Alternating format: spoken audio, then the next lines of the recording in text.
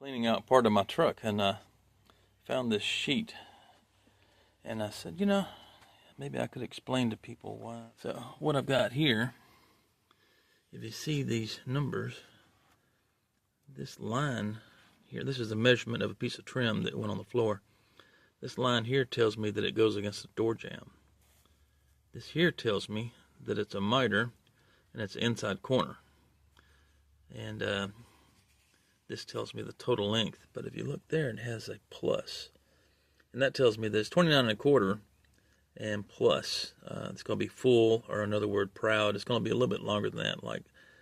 So it's going to be 5/16. But who wants to write 5/16? It's just easier to do a plus. Let you know that you just need to add a little bit.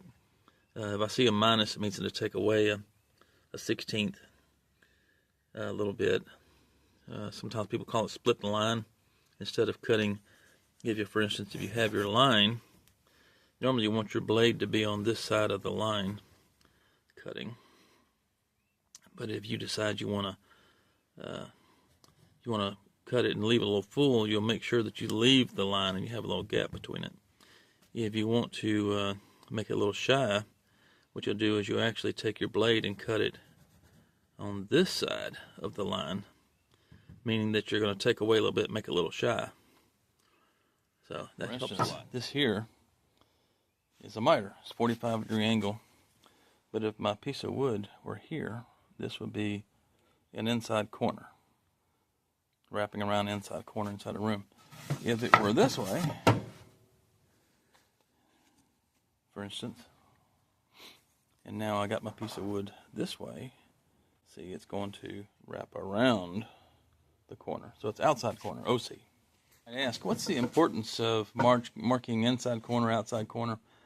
Well, I can literally mark an entire room, and I can go out and cut all my pieces by myself.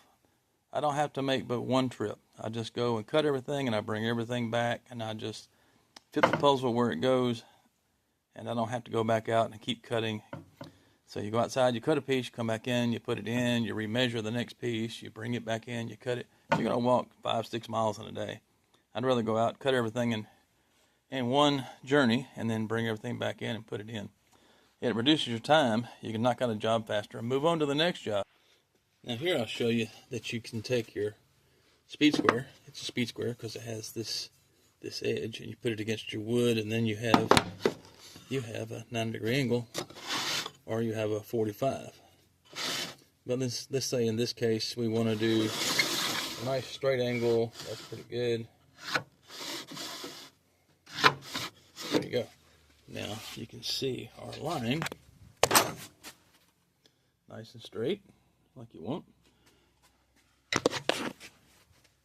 So we can cut that freehand. We can take my wonderful Makita saw, and we can just kind of follow that line. You see it, you can kind of follow it. But there's a better way. That is to take your speed square. You take your speed square, put it here against the wood, and you get your line on your saw. All you got to do is take your thumb, hold it against the speed square so it don't move, and guess what? You have a straight edge here to run your saw against. Now all we got to do is